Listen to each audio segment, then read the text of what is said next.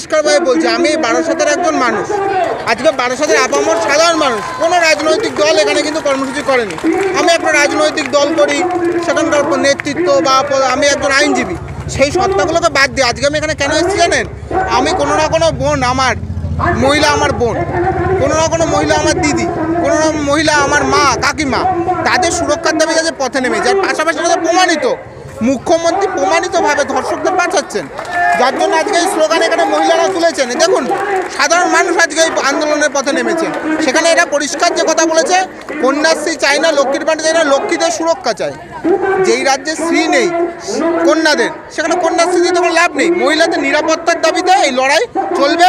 সঙ্গে আমরা ধর্ষকদের ফাঁসি চাই, এবং এরপরে রানী যদি গদি না ছাড়ে, রানীকে গদি ছাড়া কে করতে হয় সাধারণ মানুষ দেখিয়ে দেবে। আস্থাই নেই, আর হারানোর কি আছে? আজকে 14 দিনের 2 সপ্তাহের পরে হয়ে গেছে, কি আস্থা আছে? সন্দীপ ঘোষকে বাঁচানোর কাজ করছে সরকার, একের পর এক চাকরি দিচ্ছে, এখন স্বাস্থ্য ভবনে দিয়েছে।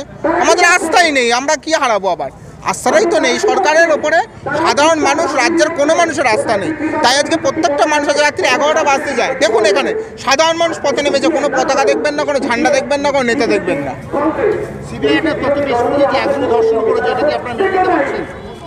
সিবিআই না, সেটা দেখুন, এখন মানা না মানা এগুলো তো তথ্য প্রমাণের ভিত্তি করে। আমি না দেখে বলতে পারবো না ওরা কি বলছে, তবে আমার ব্যক্তিগতভাবে মনে হয় না এটা একজনের ধর্ষণ করা। আমার নাম নীলাভ ব্যানার্জি, আইনজীবী।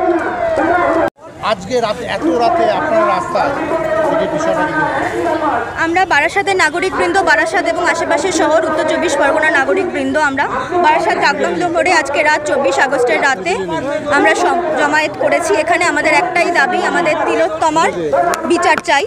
আমাদের শাসকের কাছে, প্রশাসনের কাছে আমাদের এটা একটা দাবি যে এতদিন হয়ে গেছে তিলোত্তমার মর্মান্তিক মৃত্যুর পরে এখনও অবধি আমরা কোনো বিচার পাইনি। আমাদের কাছে এটুকুই দাবি আমাদের এত নাগরিকবৃন্দের, যে আমরা তিলোত্তমার বিচার চাই।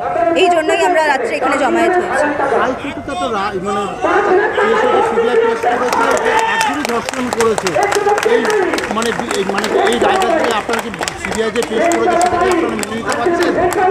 দেখুন, প্রমাণের ব্যাপার যেটা, সেটা আমাদের কাছে কিছুই নেই। আমরা সোশ্যাল মিডিয়ায় কিছু খবর পড়েছি, আমরা বিভিন্ন তথ্য সুপ্রিম কোর্টে লাইভ হিয়ারিং থেকে পাচ্ছি, কিন্তু আমাদের কাছে আমাদের রায় দেওয়ার মতন কিছু নেই। আমরা জানি না কোনো তথ্য।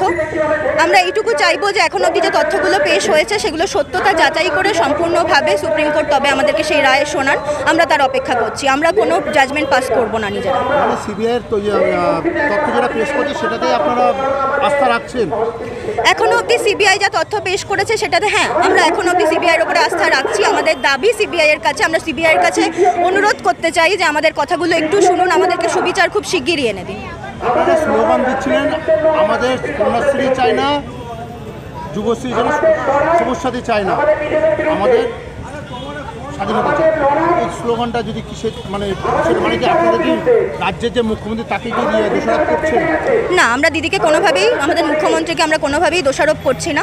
আমরা শুধু বলছি যে এইগুলোর ওপরে যখন ফোকাস করা হয়েছে, কন্যাশ্রী আনা হয়েছে, লক্ষ্মীর ভাণ্ডার আনা হয়েছে, এইগুলোর পাশাপাশি যদি আমরা নারী সুরক্ষাটা, আমার মনে হয় আমাদের পক্ষে আরও বেশি গুরুত্বপূর্ণ একটা জিনিস।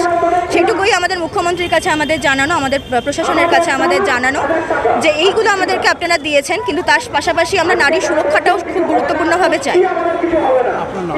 আমার নাম অনুষ্কা। আজকে এত রাতে আপনারা রাস্তায় নেমেছেন, আমাদের নির্যাতিতার বিচার চাই, একটাই কথা।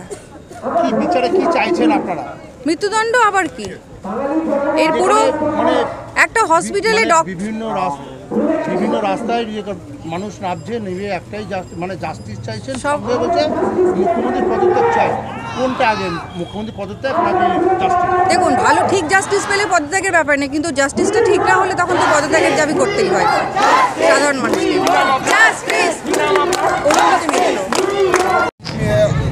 প্রতিবাদে কি বলার আছে? এই কথা বলবো, জাস্টিস যতক্ষণ না পাবো এরকমভাবেই আমি আমার মেয়েকে নিয়ে রাস্তায় আমি নামবো।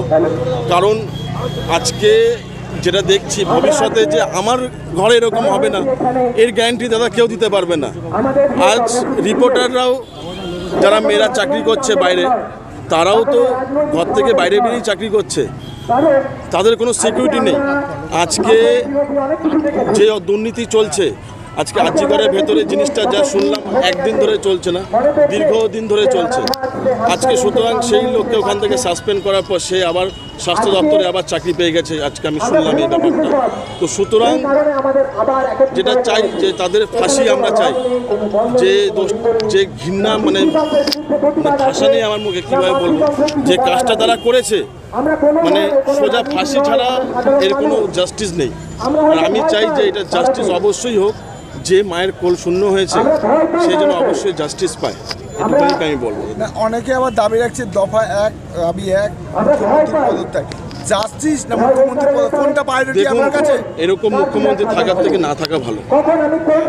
উনি মুখ্যমন্ত্রীর জায়গায় সে একজন নারী শক্তি, সে তাকে সরকারকে আমরা এনেছি তার নারী শক্তি দেখে। তো সুতরাং সে নারী হয়ে এরকম একটা কাজ করলো, এটা ভাবার বাইরে।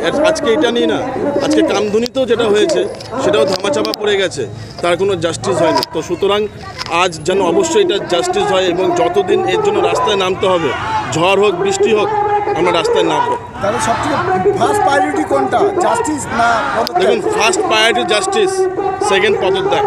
সে যদি জাস্টিস না দিতে পারে তাকে সে পদত্যাগ করতে হবে। এটা কি মুখ্যমন্ত্রী মুখ্যমন্ত্রী গাফিলতিভাবে মনে করছেন? দেখুন, গাফিলতি শুধু মুখ্যমন্ত্রীর না, গাফিলতি এখানে ভেতরে ওনার একার দ্বারা কোনো কিছু চলছে না। কান টানুন, মাথা সব পুরোটাই চলে আসবে, ঠিক আছে, কে কে মাথা আছে এর ভেতরে। সুতরাং আমি এইটুখানি বলবো, সবার ফার্স্ট আগে জাস্টিস চাই। যার যে মায়ের কোল শূন্য হয়েছে, আগে জাস্টিস, তারপরে এই ব্যাপারটা সাধারণ জনগণ যেটা বিচার করবে। আমার একার কথায় তো কিছু হবে না। আপনার নাম? আপনার নাম? আমার নাম সুমিত রায়।